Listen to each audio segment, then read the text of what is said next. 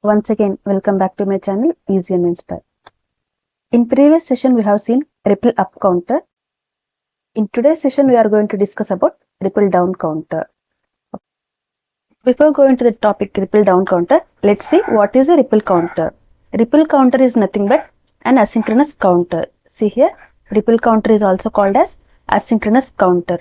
Asynchronous counter means there is no synchronization.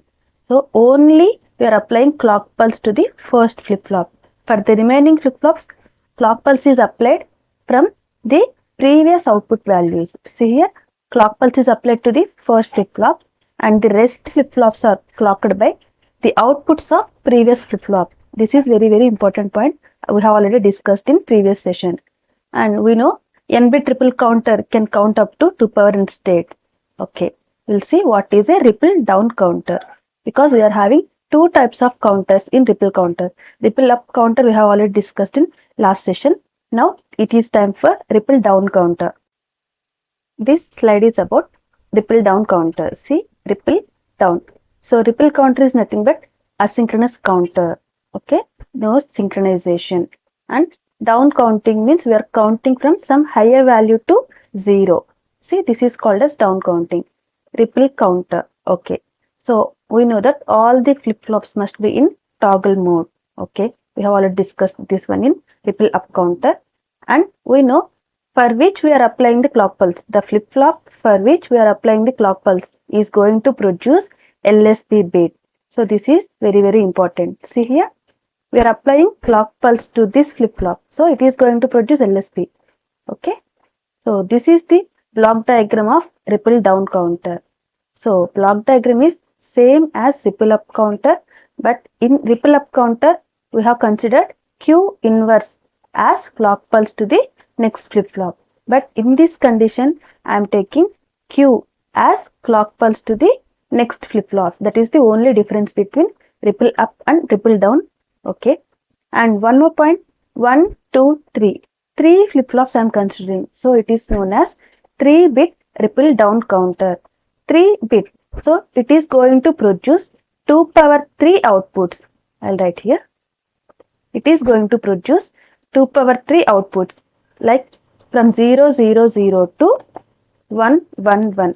In ripple up counting, so 0 to 7 total 0 to 7 total 8 counts. Here it is down counter. So it is going from 1, 1, 1 to 0, 0, 0. See, 1, 1, 1 to 0, 0, 0. So down counting. Total 8 states. In this condition, we are getting values like this. So 7, 6, 5, 4 up to 0. Total 8 states. Okay, counting is up to only 8 states. This is about ripple down counter. We will see the operation. This is to explain the operation of ripple down counter. We have already discussed all these points in ripple up counter. So no need to discuss once again. But remember only one point. In this total 8 states because we are considering 3 flip-flops. 8 states. So down counting means from 7 to 0. Total 8. So only this point is going to be varied. Okay. So this is the block diagram to explain the operation of ripple down counter. Okay, before going to this point, see, this is the truth table of ripple down counter.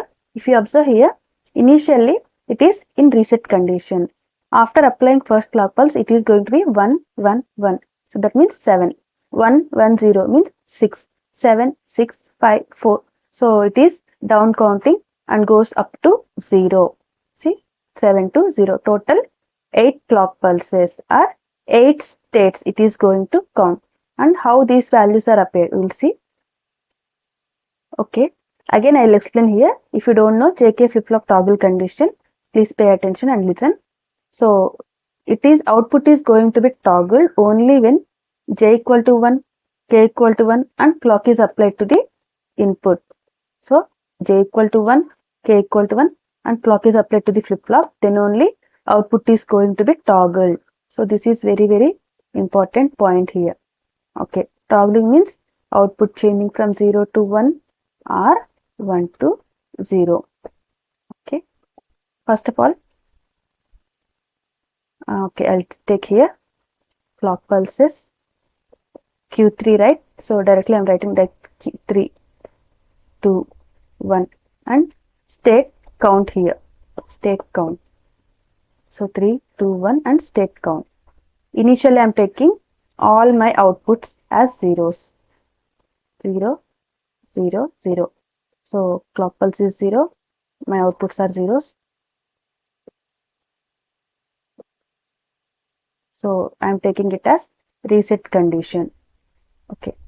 Now logic 1 is applied to all the flip-flops. Okay, 1, 1, 1.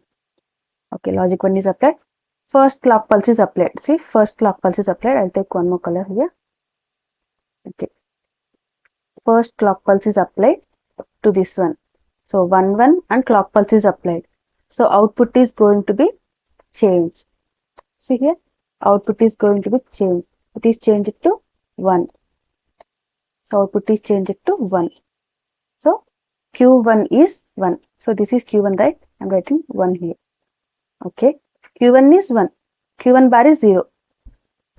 Okay. Q1 is, ante 1, Q1 is applied as clock pulse to the second flip-flop. It means 1 is applied to the second flip-flop.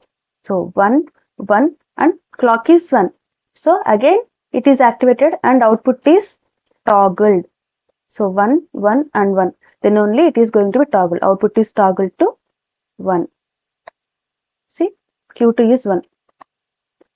1 again applied to third flip-flop. So there is nothing to do with Q2 inverse. 1 again applied to the third flip-flop. 1, 1 and clock is 1. So it is activated and output is toggled. So 0 is toggled to 1. So first clock pulse is applied. 1, 1, 1 means 7. See, my count is, first one is 7.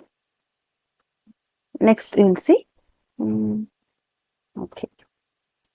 Now second clock pulse is applied. So second positive clock pulse is applied. Okay. Now see 1, 1 and again positive clock pulse. 1 is applied to the flip-flop. So 1 is going to be changed to 0. Please observe, 1 is going to be changed to 0. So Q1 is 0. See, 0. This value is going to be the input, clock input for second flip-flop. 1 and 1, 1 and clock is 0. So there is no change in the previous output. Previous output is 1. So it remains the same. So again there is no change because it is not changed. So it is not at all changed. So again it is 1. It means 6. We will take one more color. So now third clock pulse is applied. So third positive clock pulse is applied. Now 1, 1 and third positive clock pulse. Again 0 is changed to or toggled to 1. So 0 is toggled to 1. 1 is clock input for second one. So 1 I am writing here. 1 is clock input to the second flip-flop. So 1, 1 and 1. So output is 1 actually. It is toggled to 0. So remember, J, K must be 1 and clock must be 1. Then only it is toggled. So 1, 1 and 1. Output is toggled from 1 to 0. So Q2 is 0. See, it is 0. So 0 is applied as clock to the next flip-flop. 0 is applied as clock to the next flip-flop. So it remains unchanged or it remains constant. So previously whatever the value is, so it remains the same. So 1. 1 is my answer. 1, 0, 1. It means 5. Like this, it is going to be changed. So 7, 6, 5, 4, 3, 2, 1, 0. So like this, down counting is up. Like this, down counting is performed. So this is the truth table of down counter, ripple down counter. So you can design timing diagram of down counters same as ripple up counter, but here you need to count from 7 to 0. Please remember that one. And similarly, we can design 2-bit down counter, 2-bit. So 2 power 2, 4 states, 4-bit counter. It is having 4 flip-flops and 2 power 4, 16 states. 16 means 4 zeros to 4 ones. So this is our 4-bit down counter. So in this session I have discussed 3-bit down counter. You can design 2-bit or 4-bit same as this one. So mod 8 ripple down counter or 3-bit ripple counter, both are same. In next sessions I'll continue synchronous counters. Thank you.